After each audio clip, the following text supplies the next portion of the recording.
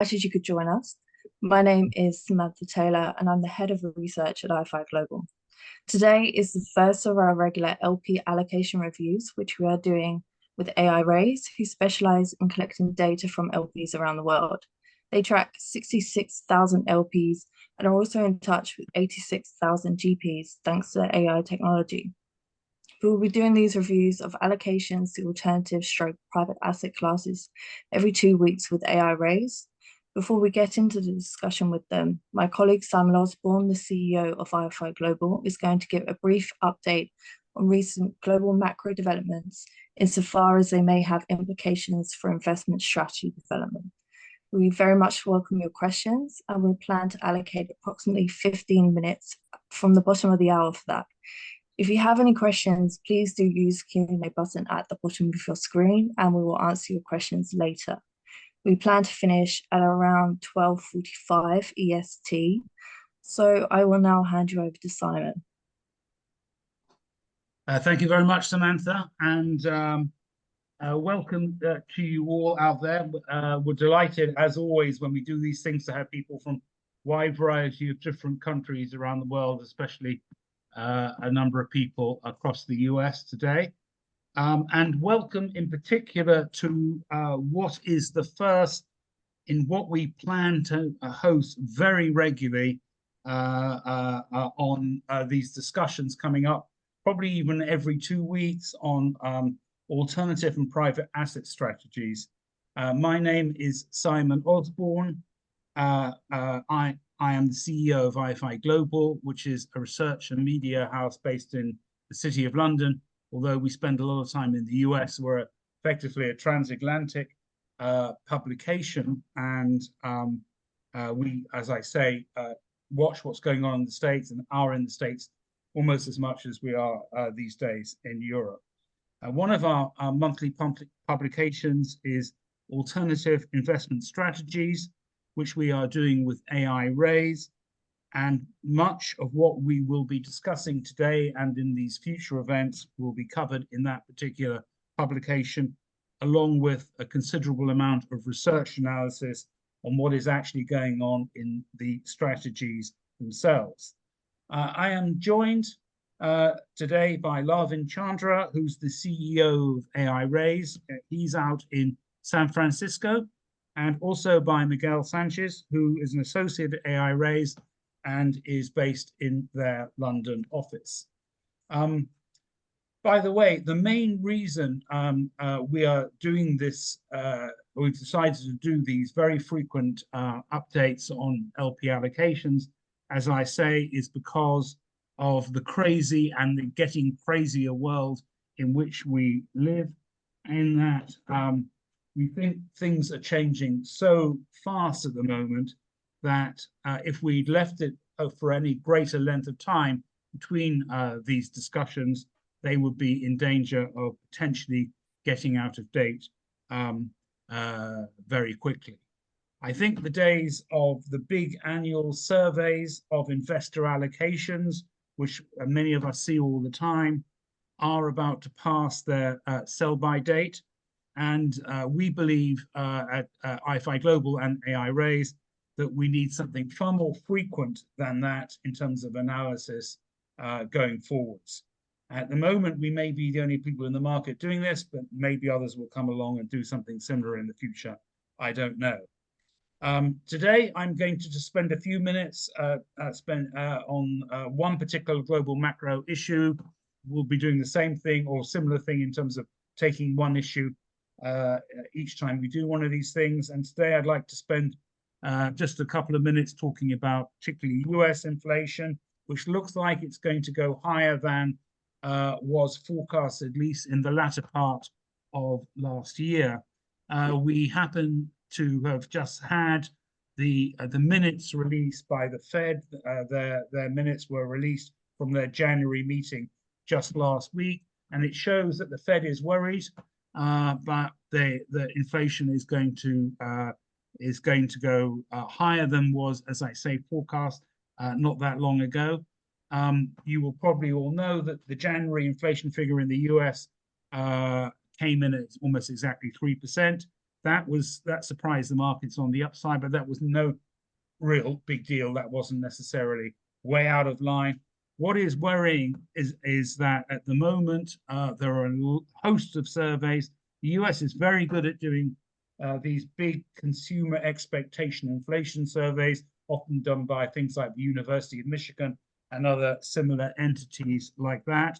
And they are all pointing, just at the moment anyway, for a bigger uptick in inflation than was, as I say, forecast very recently.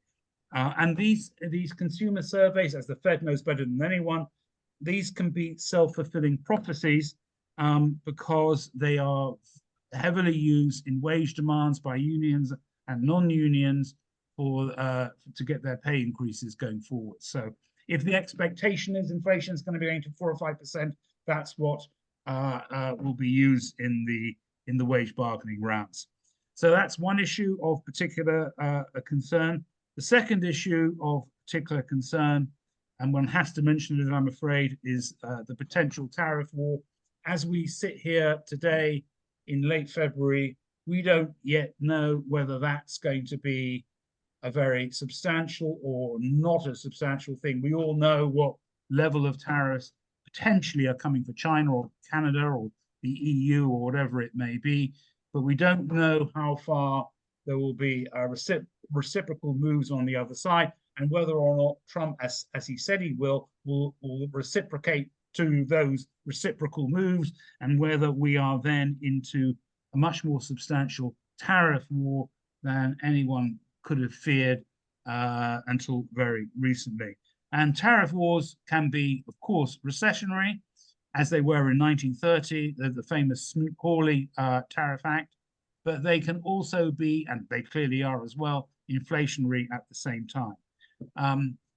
I repeat, no one knows. I don't even think Trump knows necessarily what he's going to do, let alone anybody else. But it is there, it's hanging over the markets. And if we're in a sort of general inflationary situation and we have the impact of tariffs, even at a relatively moderate level, it's going to be bad news for inflation. And the other big unknown out there is the mass deportation of illegal immigrants. That was probably the thing that Trump spent more time talking about on the campaign trail than anything, even more perhaps than tariffs. And he spent enough time talking about tariffs as well. He said he vowed to deport up to 12 million illegal immigrants. Now, no one thinks he's going to come anywhere near doing that. But even if, and I don't think he necessarily will get to 1 million or 2 million, but even if he was to get to 1 million over the next year or so, which he's not on track to doing just as we speak today, but even if he was, that would be very inflationary, because particularly the people who will be deported will be people working heavily in the agricultural sector, transport sector, assuming that the employers could even replace those people, which is an assumption to make, they would almost certainly have to replace them at much higher wages. So we have that threat hanging over, plus the more typical threats of just the general inflationary situation that is out there. Why is this so important? Because, of course, inflation has so many ramifications in so many different ways. But in terms of the valuations in private markets, we have, of course, private equity, real estate valuations are affected by that. But even if you get into renewables, there's huge borrowing costs associated with building a wind farm. That is affected by this, and on and on. It affects many different private investment strategies indeed. And also, I'll just finish by saying that it's not just, of course, it is the private investment strategies that could affect the macro US economy in many different ways. Don't forget, the US is heavily indebted at the moment. It's got record credit card debt, record auto loan debt, mortgage debt, etc. It can't afford to have rates staying higher because of inflation for longer than people thought would be the case, as I say, last autumn. Trump has been pushing very hard to get Jerome Powell to reduce rates. That's not how it works. The Fed, as we all know, is supposed to be independent. There's a lot of talk about where the US Treasury yield will go. There's even a chance it could go over 5% later this year. Again, that would not be good news. And I'm going to finish by saying something a little bit wacky. I'm going to talk about Ferguson's law before Miguel says something here. Ferguson's law is any country that spends more on its public debt interest payments than it spends on its armed forces, its military, is a country in decline. And that is something that Americans should just ponder as they go into this potentially, relatively speaking, we don't know what will happen, but relatively speaking, higher than expected inflation era. So I'm going to shut up. I'm going to ask Miguel whether he'd like to comment on that. And I should say, after Miguel's said his piece, we're going to go to Larvin, who's going to be giving us 5 investor profiles of what's happening in private markets.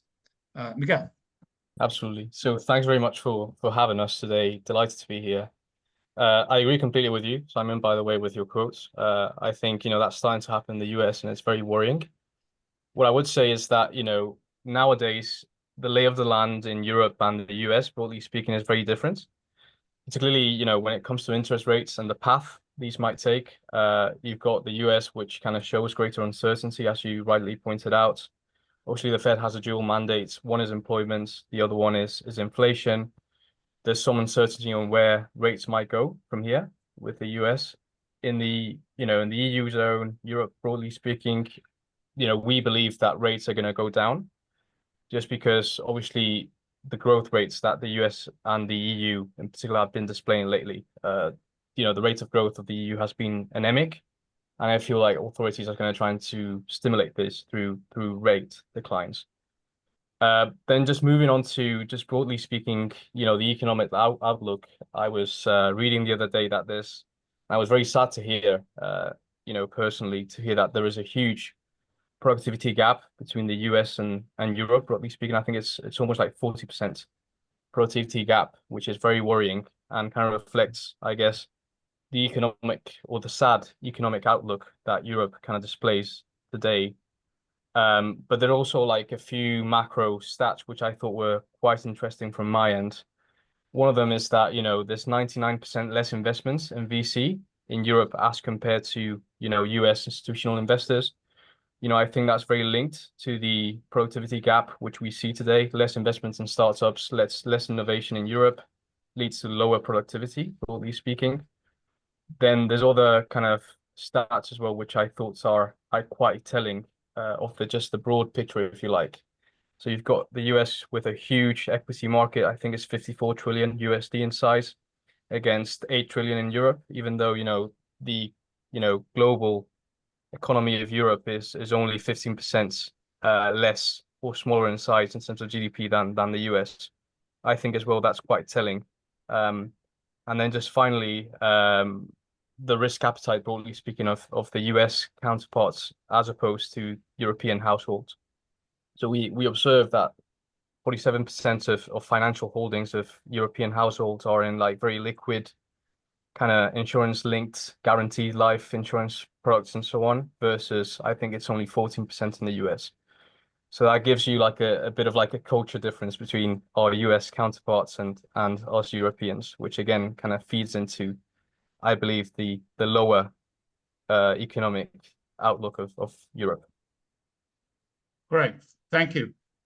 Shall we go on to Larvin, who's going to now drill down? We wanted to start with this global macro overview, and now Larvin, who's going to take us through, thanks to the work, the processes that his firm has in terms of getting investor profiles through the technology that he uses. Over to you. Yeah, absolutely. Thank you so much for having me as well, Simon.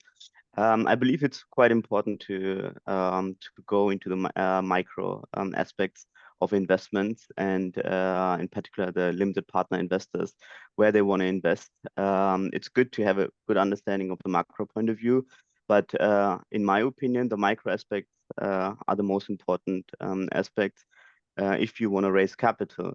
What we are doing on a daily basis, conversations between limited partner investors and general partners who want to raise capital, and the limited partners are always saying what they have done in the past, what they're currently doing, and what they might do in the future. We have picked out 5 different limited partner LP profiles out of the 5 core markets where we are very strong in, and from very close LPs who are disclosing some information. And I believe with these 5 different views, it's quite good to have a comprehensive conversation of where the market might go from a macro point of view, but also from a micro point of view. Let's start with a Nordic limited partner LP profile. So it's basically an independent, non-profit private foundation based in Copenhagen, in Denmark.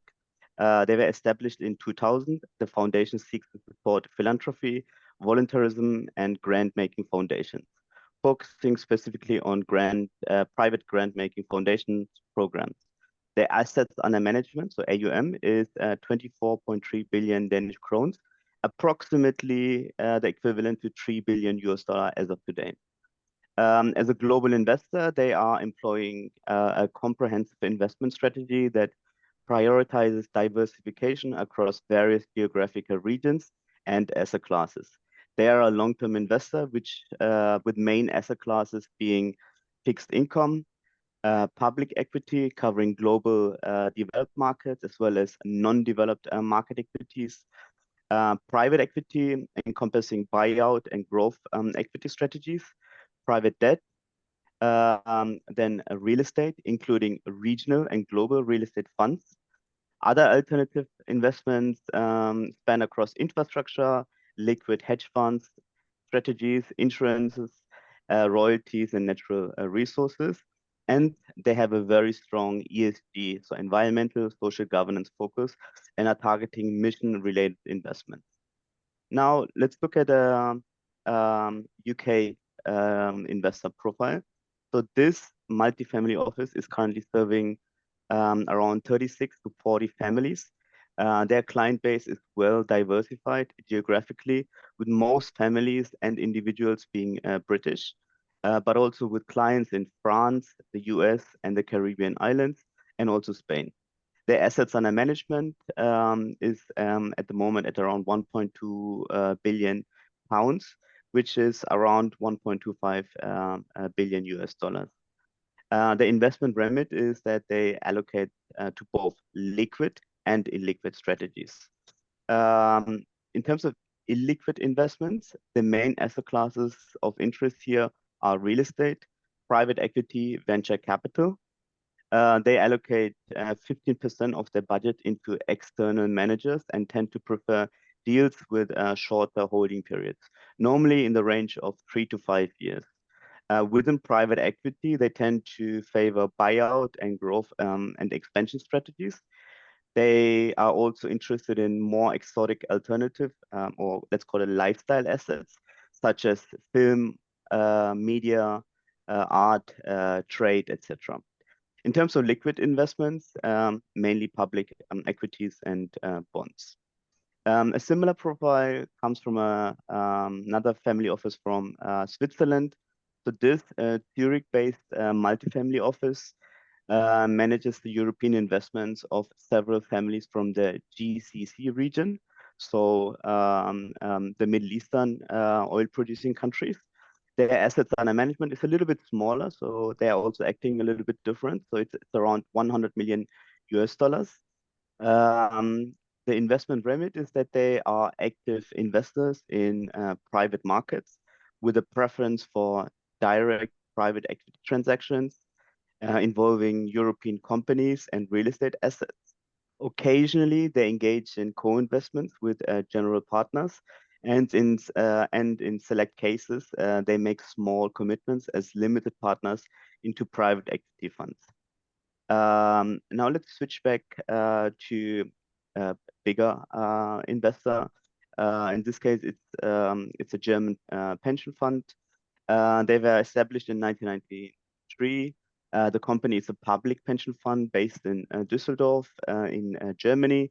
Their assets under management is around 5 billion US dollar.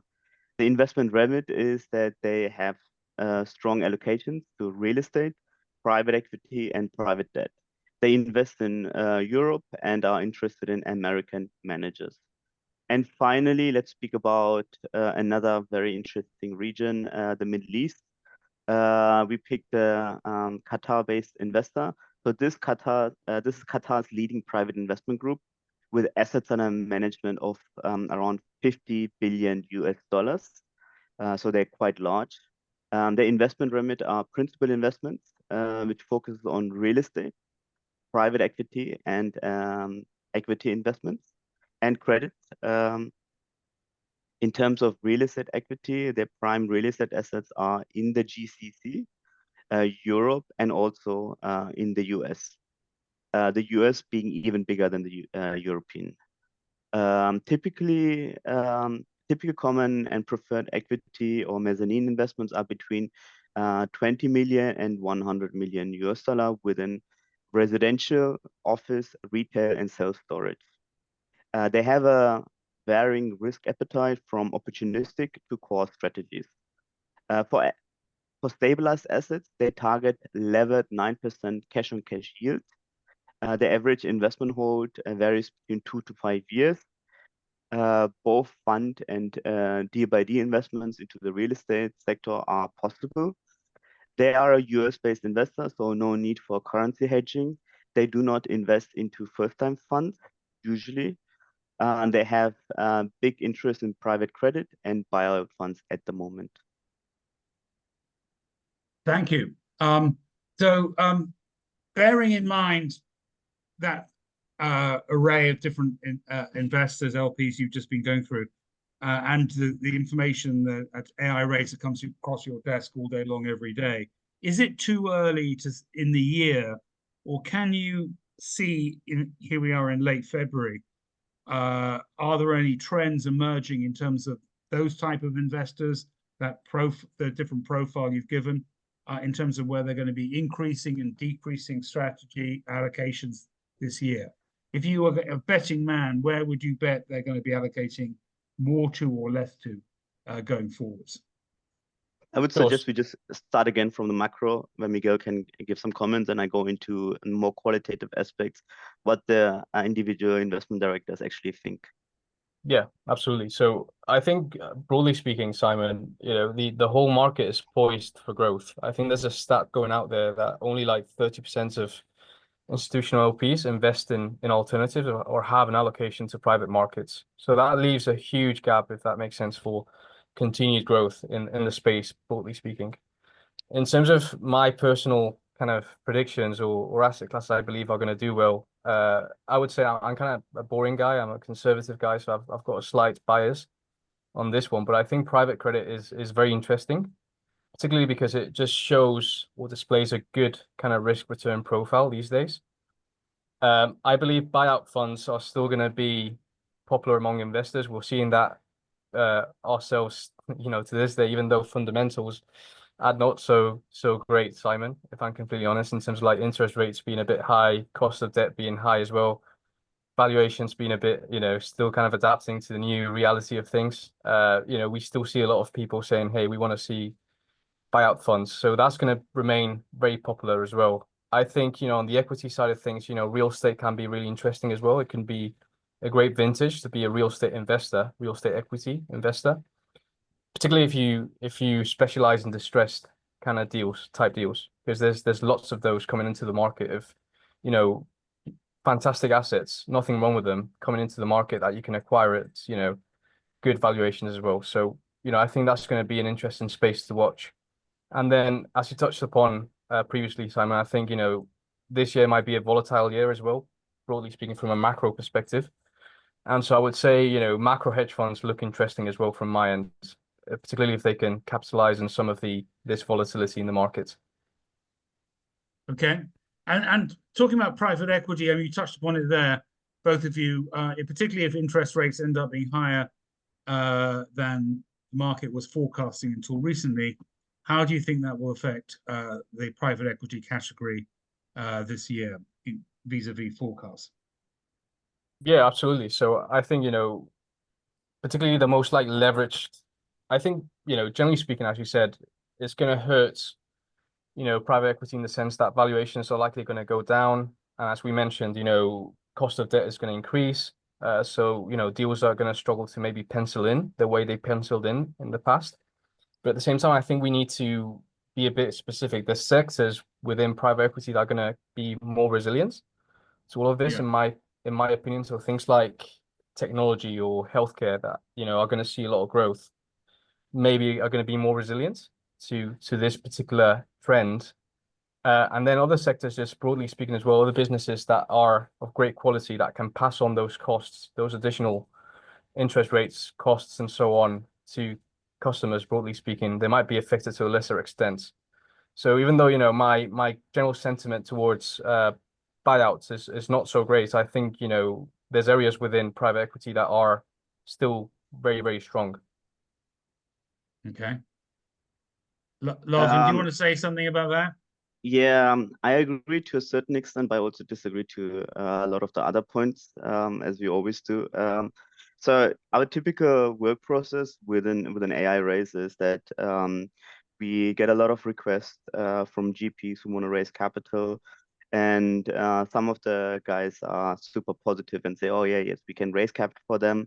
And then we have the finance team who's doing the due diligence and always saying, no, this is not good, that is not good. And we are looking into this in detail and say, okay, wait, yes, this might not be according to the macroeconomic environment the right fit, but if you look into the detail, you can see that this GP is doing a really, really good job, especially with operations and so on. One of the numbers was, I think, 99% has not been invested by European pension funds. Yes, it's true. They have not invested into VCs, but go a little bit more into the detail. When we're speaking about VCs as an example, there are the large VCs like the Sequoias who have always raised the biggest round with several billions and billion-dollar funds. They are the biggest, and they also take a huge chunk of the statistics. But yes, they are struggling at the moment to raise the capital. Actually, some of them are, some of them are not. They have a lot of dry powder from the sovereign wealth funds who are always re-upping, investing again. But let's go a little bit more into the details of those small and growing emerging venture capitalists, real estate asset managers with strong operations who are working really strongly with those assets and the portfolio companies. Um, they come they emerge during a time where everything is a little bit more unsettled. The old structures do not work.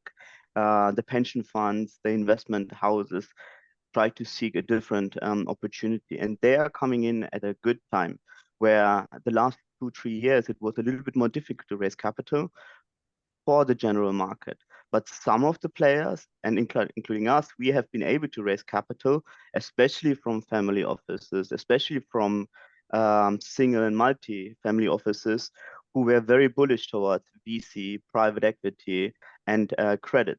Credits, it makes sense because you are at a higher interest rate at the moment where you are able to lock in those interest rates. This might change in the future, has already started to change a little bit. Keep in mind as well, this is just a normal situation.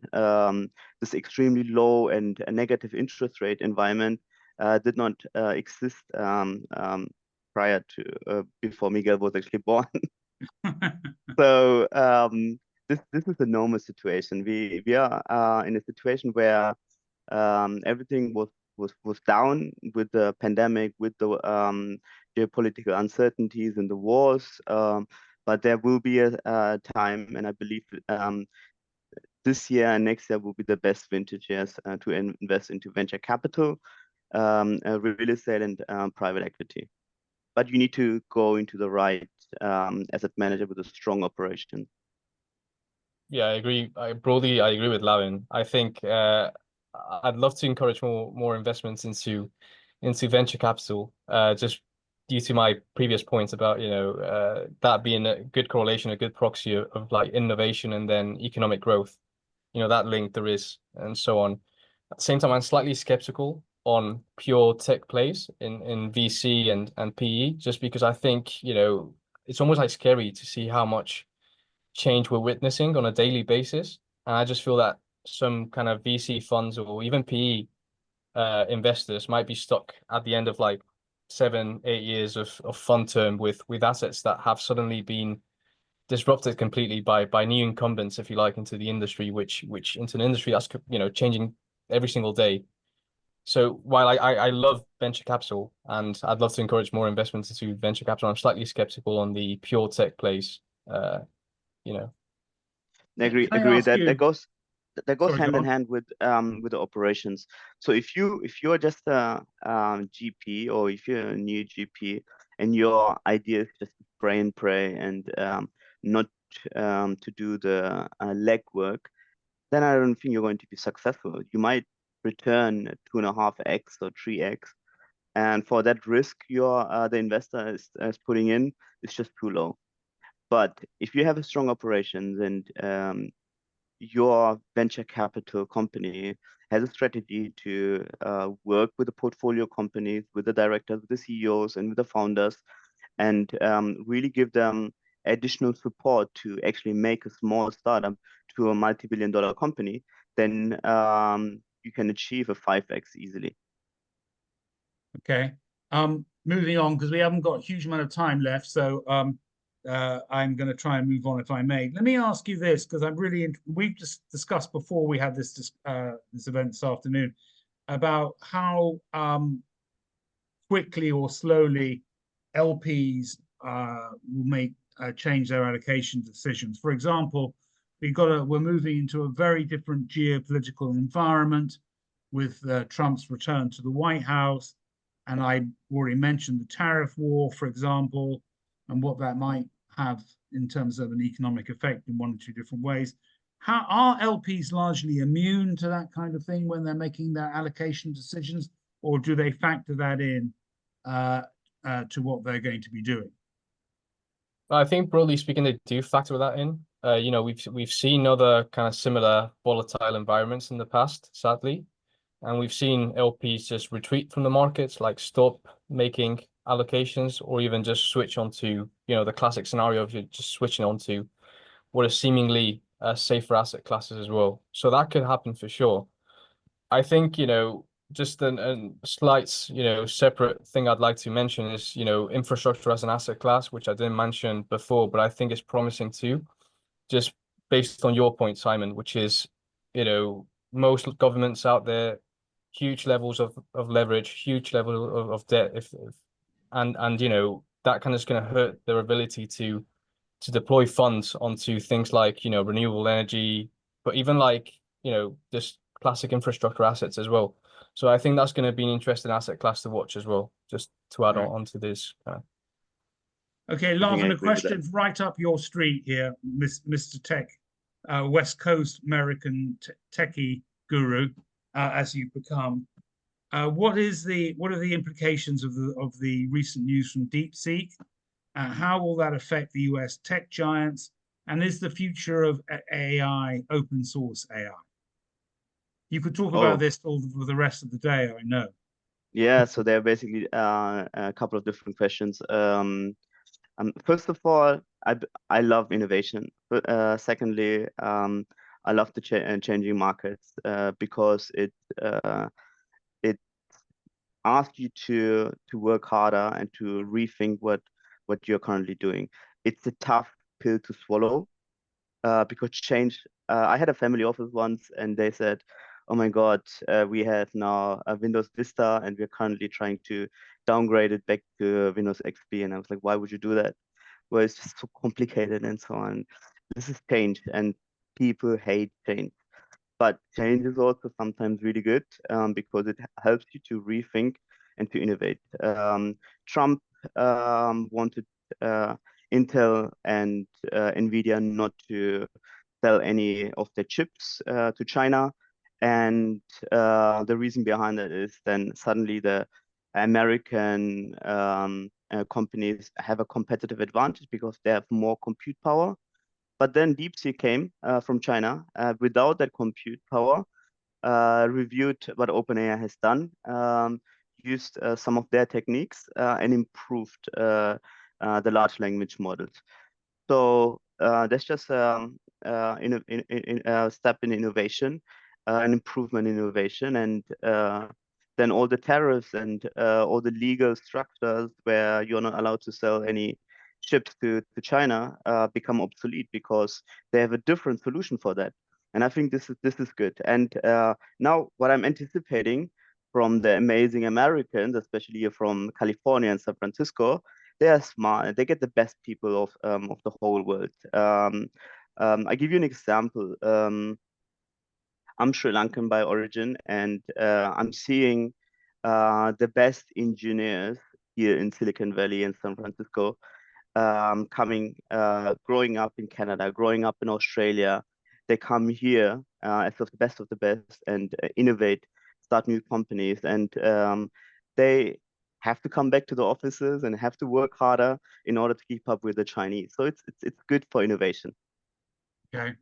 So, okay, Samantha, in the time we've got remaining, I see we've got some questions in. Can you read out the questions?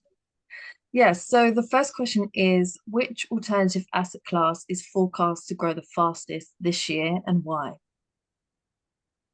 Miguel, you Great go for question. it. I disagree with you after that. Just as usual, yeah. Yeah, so I think, as I mentioned, I think there's going to be there's going to be a growth, generally speaking, for pretty much all asset classes. I would say, private credit is going to grow a lot still. It's got a lot of, runway to grow. Private equity is going to remain, very relevant, but I also see infrastructure, for example, to play a growing role, in particular, as I mentioned, due to the fact that, classic investors in infrastructure, particularly governments, not having the capacity, I guess, anymore from a balance sheet perspective to invest into the asset class. But at the same time, there's a huge demand for infrastructure assets, as we can see. And then on the real estate side of things, there's a huge kind of housing crisis, demand deficit, if you like, in many cities in Europe and globally speaking. So I do expect real estate equity as well to grow. So I would say those for mine. I like venture capital because we are in a changing world where technology is changing everything. Just go to your bank statements and see how much money you're spending for any given software or app or tech. Then you will start to realize how much money actually flows to a certain asset class. Real estate is remaining robust, but because of the higher, let's say higher interest rates, people are trying to lock in that interest rates for their return. Private equity was always the biggest asset class. It's going to remain over there. But I believe venture capital had really bad years with negative returns, I think in the 20s and then also in the 50s in terms of net IRR. And it's not going to remain that low. Valuations of portfolio companies have gone down. If venture capitalists are investing into those startups, they can get a much better deal right now. But they're going to reinvest again into those startups and push them to become really, really big and change the mindset of the people, how to buy a service, how to use technology instead of pen and paper. And suddenly that company becomes a billion-dollar company, and you can get really, really good exits. So I would invest into venture capital at the moment. Okay. Right. So the next question is, how much variation is there in the allocation preferences of different professional investor groups, i.e. pension funds, endowments, family offices, etc.? Let me go with a qualitative approach a little bit more. So we have a family office, let's call it old money. They were heavily invested into real estate, and then they said to themselves, okay, real estate have delivered between 1.25x to 2x, maybe maximum 2.5x. Then they see venture capital as an investment opportunity and private equity, and they see that the average is around 3x for venture capitalists, and they're then selling their real estate assets, take the money and reinvest into into venture capital and private equity. So I see a trend over there. Then we need to go a little bit more into the micro aspect. A family office is acting a little bit different than a pension fund. A family office is a smaller team with 3 to maximum 20 people on average for when we're speaking about our family offices. Um, and the decision-making process is fast and pretty straightforward. If they like an investment opportunity, if they get along with the GP, they deploy the capital with that asset manager. Some of them even want to be a bit more hands-on if they are even locally and say, okay, you invest into that real estate or you invest into that a portfolio company. We want to have co-investment rights. We want to also add additional capital and invest additional capital into those specific asset classes. Okay. What I would So say probably from my end to what Lavin is saying is that, every single insurance, just like generally speaking, LPs are very different to each other. In particular, if you look at the insurance space, it depends very much on whether you're a life insurance company or a property and casualty insurance company, because for liabilities. So in the property and casualty insurance space, obviously liabilities, duration of the liabilities are shorter, which makes you have to hold more liquidity. And so that kind of hurts your ability to invest in alternatives. And so life insurance companies, you see the opposite, with liabilities being of longer duration that allows you to invest into alternatives a bit more. But generally speaking, I see institutional investors, if you see the allocation, the policies and so on, broadly speaking, they change very little on a year-on-year basis. And these are highly publicized stats and so on. You can see on websites, whereas, the family office space, high net worth, they tend to be a bit more concentrated. And as a result, I would say a bit more dynamic in their allocation. So they tend to change a bit more with events going on in the world, I would say. So we don't disagree, Mika. We agree. I think on this one, and you're spot on, Larry. Thank you. Happy agreement. Have we got time for a very quick last one? If there is another one, yeah, I think there is. yes. So the final question for today is, do you think that tokenization of real-world assets will have much impact on a liquid alternative strategy development in the next couple of years? Well, I'll take that one first because we've been doing a lot of work on that recently. I'm not sure it will be in the next year or two, but it's definitely coming. We had a discussion on that very subject in Miami about a month ago. Very, very bullish forecasts from everybody. I can't remember exactly what the numbers that were quoted, but at the moment, real world assets is only about 20 billion that's been tokenized, but people are talking about having it up into the trillions by the end of the decade. Even if they're well off, it's still going to be rapid growth. And it could change everything. And if Larvin likes his technology, once we get into high use of tokenization, everything goes on the blockchain. And one of the people at that event was talking about how much cash there is now on the blockchain. Huge, massive increase in the last few years.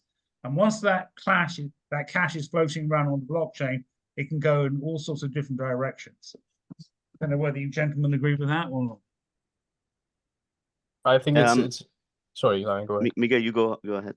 I just think it's a great space and a very interesting space to watch. I think it's going to open, just generally speaking, like alternatives, they're going to welcome, I think, retail investors in, and that's only going to serve to increase AUMs even further. We're starting to see that as well, not just with real estate, with tokenization, as you mentioned, Simon, but also like in private credit, you've got some of the managers, the big managers, are also like offering products to available to retail investors. So it's an exciting one to watch for sure. Yeah, I would say the devil is in the detail. The problem we have at the moment, the technology is amazing. Blockchain is a life changer. We can track everything. What has happened with the money is even better than the dollars, the cash dollars you have in your hand, because that could come from anywhere. Whereas technology is tracking everything. The problem we have at the moment is probably where we have been 100 or 200 years ago in terms of the stock market, which was just happening in pubs and cafes, actually, in and around London and Italy, and then also New York, where it wasn't really regulated. As soon as you regulate this a little bit better, where the black sheeps cannot join, and the retail investors have a little bit more security. This is the asset class to go for. That's a good point. Well, I think we should be good to our word and say we're going to end at 1/4 to the hour, and we are at 1/4 to the hour. So thank you all very much for following us. Thank you to Miguel and Larvin for your wise Simon, what words is of coming wisdom. next? Sorry, I was about to say, yes. We are doing this, as I said earlier, on a very, very, very high frequency basis. That is extremely deliberate, and we want to do it for all the reasons I've already given. We're doing 2 in March. We're going to be announcing the dates of that in the next few days. And one of them will be a discussion like this, talking about strategies, but also another will be in private credit. We are going to take an in-depth look for the full duration of the discussion at private credit. And we'll be announcing all that very shortly indeed. And indeed, we'll have a recording of this particular discussion available too. And I very much hope you will be able to join us on a very regular basis for weeks and months and years to come. This is the start of a whole new side. Larvin, do you want to say something? Yeah, I think this podcast is intended to be an add-on to also our new magazine, our new magazine. You're where right. Yes, yes. We have. I mentioned at the beginning. I probably didn't spend enough time talking about it. Alternative investment strategies, which is the reconfigured publication we already had. We changed the name as we brought Larvin and AI Raise into it, and that is very much focused on the same topics that we've discussed today and will be discussing over the year ahead.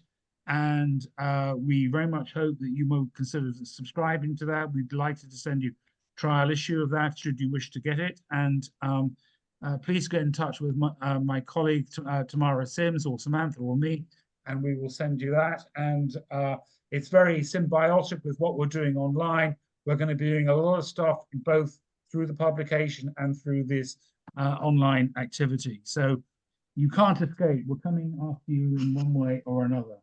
We'll be getting you. Did you say? Yeah. Do you want to say anything else, Larvin? Have I missed something? Yeah. Which I probably have, no doubt. So if you're currently raising capital as a general partner and would like to understand where your investors might come from, our AI can help you to give you some analytics for free. So feel free to sign up on our platform as a free user, and I will always try to push you forward to endorse your operations and raise capital for you. Miguel is the one who's looking into this very, very critically. But the free analytics driven by our AI was very, very helpful for some of our clients to have an understanding where they can actually raise capital from and from whom.